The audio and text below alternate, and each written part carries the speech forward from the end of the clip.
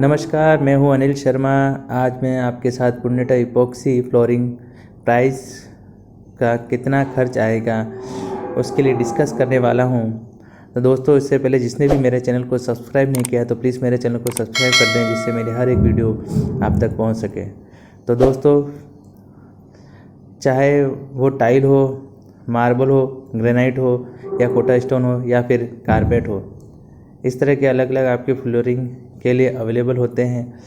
पर ये जो फ्लोरिंग है, इसमें ऐसा एक ऑप्शन आ जाता है जो कि इन सब से बहुत अलग होता है, क्योंकि इसमें किसी भी प्रकार का कोई जॉइंट नहीं दिखाई देता है।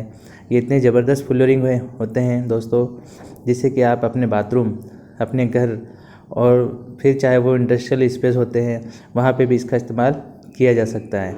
ये इतने कस्टमाइजेशन होते हैं और इतने ज़बरदस्त होते हैं कि इसमें आप किसी फ़िश का डिज़ाइन हो या समंदर का डिज़ाइन हो या फूल का डिज़ाइन हो, चाहे तो फिर अपनी फ़ोटो भी इसमें लगवा सकते हैं। इस फ्लोरिंग का नाम है इपॉक्सी फ्लोरिंग।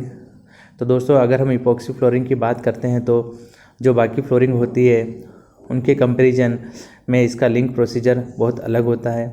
दोस्तों, ये दिखने में बहुत ही अलग दिखाई देते हैं। इसमें आप अलग अलग कलर भी मिला सकते हैं। तो क्या हमें अपने घर में इस इपॉक्सी फ्लोरिंग को लगवाना चाहिए या नहीं? दोस्तों, हम कब तक पुरानी टाइलों का उपयोग करते रहेंगे, इसके बारे में हमें पता होना चाहिए, इसके एडवांटेज और डिसएडवांटेज के बारे में। तो दोस्तों, इसके क्या नुकसान हो सकते हैं, इसके बारे में भी हमें पता होना काफ़ी ज़रूरी है। और इस सबसे इम्पोर्टेंट चीज़, उसके ऊपर हम कभी भी डिसीजन लेते हैं कि हमें इस ऑप्शन पे जाना चाहिए या नहीं चाहिए, इसकी कॉस्ट कितनी है, ये हम जानेंगे। और इस इपॉक्सी फ्लोरिंग करवाने के लिए हमें कितना खर्च आ सकता है। तो दोस्तों, सबसे पहले हम ये जानते हैं कि आखिर ये इपॉक्सी फ्लोरिंग क्या होती है। तो ये जो इपॉक्सी फ्लोरिंग होती है, ये हाईली ड्यूरेबल और कस्टमाइजेशन फ्लोरिंग सॉल्यूशन होते हैं, जो कि मेन 2 कंपोनेंट पार्ट से मिलके बनते हैं, जिनमें से पहला कंपोनेंट है इपॉक्सी रेजिन और दूसरा कंपोनेंट है हार्डनर। जो इपॉक्सी रेजिन होते हैं ये ब्लेंडर की तरह काम करते हैं, वहीं पर जो हार्डनर होता है वो स्ट्रेंथ और स्टेबिलिटी का काम करता है। तो दोस्तों, इन दोनों को जब मिक्स किया जाता है, उसके बाद एक केमिकल रिएक्शन होता है, जिससे की वजह से आपको एक रिग्रिड और ड्यूरेबल सरफेस मिलता है। अब ये जो इपॉक्सी फ्लोरिंग है, इसे बनाने के लिए भी एक मटेरियल की ज़रूरत पड़ती है, जैसे कि प्राइमर, जिसे बेस कोट की तरह इस्तेमाल किया जाता है, जिससे कि और भी ज़्यादा एडिशन इपॉक्सी फ्लोरिंग मिल पाता है। उसके बाद दोस्तों, एग्रीगेट का भी इस्तेमाल किया जाता है, जैसे कि क्वार्ट्स एंड सिलिका के साथ सीलेंट का भी इस्तेमाल किया जाता है, जो कि आपकी फ्लोरिंग को ग्लोसी फिनिश और ड्यूरेबल फिनिश का काम करती है। अभी जो इपॉक्सी फ्लोरिंग है, इसके बहुत सारे टाइप के मार्केट में अवेलेबल है, जैसे कि सेल्फ लेवलिंग इपॉक्सी, जो बहुत स्मूथ है, सीमलेस सरफेस और प्रोवाइड करती है, जो कि दोस्तों ज़्यादातर टोर कॉमर्शियल में यूज़ होता है और जिस पर्पज़ के हिसाब से में यूज़ होती है। उसके बाद में आती है इपॉक्सी मोर्टार क्लोरानाई, जो कि हाईली ड्यूरेबल होती है, इम्पैक्ट रेजिस्टेंस भी होती है, जो कि आइडल मानी जाती है इंडस्ट्रियल एरिया में इसको करने के लिए। उसके बाद तीसरा टाइप है क्वार्ट्ज फील्ड एपॉक्सी, जिसमें कि कलर क्वार्ट्ज गेन का इस्तेमाल किया जाता है। यह भी अच्छी ड्यूरेबल होती है और स्लिप रेजिस्टेंस होती है। इसके बाद आती है ग्रेवल एपॉक्सी, जिसमें कि ग्रेवल की तरह टेक्सचर मिलते हैं। उसके बाद में 5वां टाइप आ जाता है इपॉक्सी ट्रेनोजो, जो कि आपको स्टाइलिश और ड्यूरेबल लुक देने का काम करती है। उसके बाद में आती है एंटीसेप्टिक एपॉक्सी। सबसे आखिर में होती है एपॉक्सी फ्लैग फ्लोरिंग, जो कि अक्सर ही आपको ग्रेग्रेस या शोरूम जैसी लुक में यूज़ किया जाता है। अब बात करते हैं ये जो इपॉक्सी फ्लोरिंग है, इसकी लाइफ कितनी अच्छी होती है।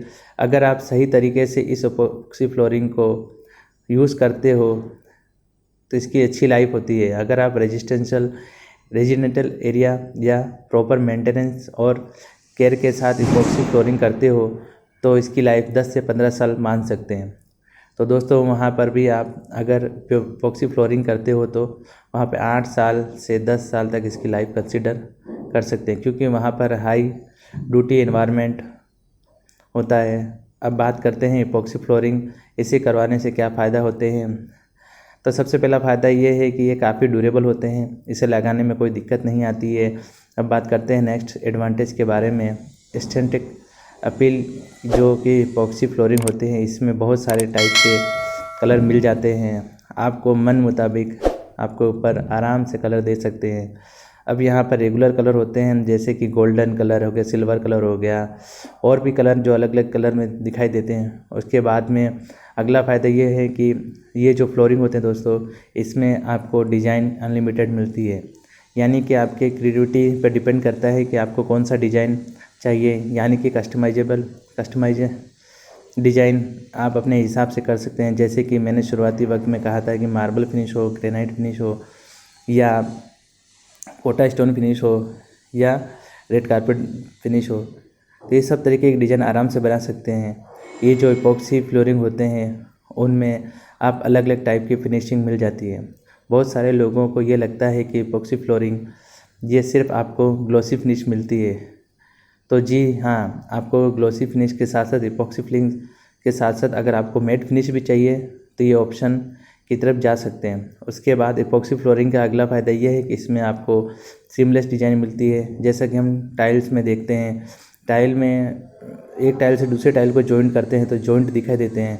जो टाइल के बीच अगर आपको पेपर जॉइंट भी देते हैं तो थोड़ी देर बाद डिस्टर्ब हो जाती है। इसी वजह से टाइल का एकदम सीमलेस नहीं दिखाई देता है।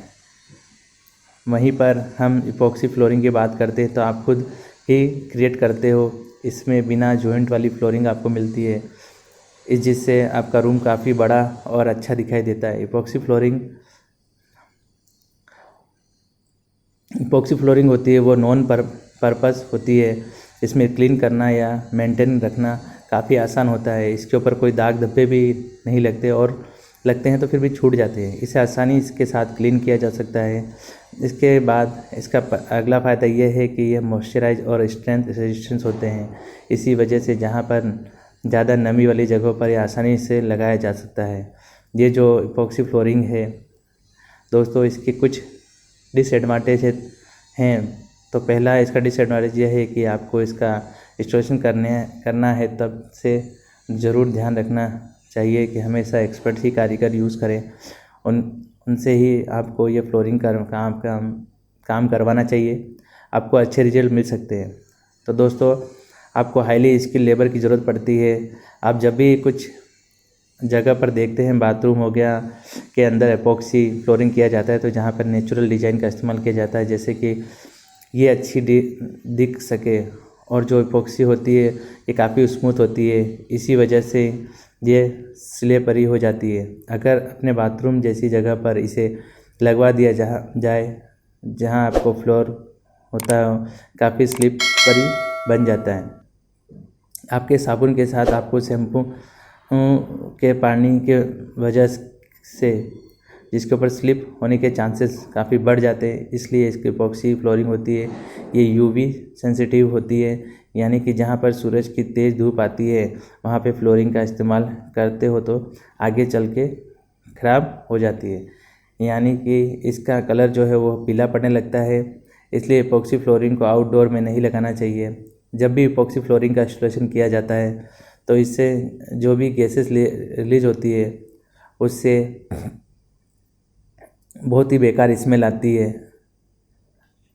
सबसे इम्पोर्टेंट सवाल ये आ जाता है कि जो रेगुलर नॉर्मल इपॉक्सी होती है, फ्लोरिंग होती है, उसको अंदर करवाने हैं तो हमें 150 रुपये स्क्वायर फीट से लेकर 250 रुपये तक स्क्वायर फीट तक खर्चा आ सकता है। वहीं पर जब आप 3D इपॉक्सी फ्लोरिंग करवाने की बात आती है तो आपको 200 रुपये से लेकर 300 रुपये तक खर्चा आ सकता है। अगर आप इंडस्ट्रियल ग्रेड की इपॉक्सी करवाना चाहते हैं तो 200 रुपये से लेकर 400 रुपये तक खर्च आ सकता है। वहीं पर अगर हम रेगुलर फ्लोरिंग की बात करते हैं तो उसके लिए 100 रुपये से लेकर 150 रुपये तक खर्चा आता है, यानी कि टाइल के कंपैरिजन में इसका जो कॉस्ट है वो थोड़ा ज़्यादा है।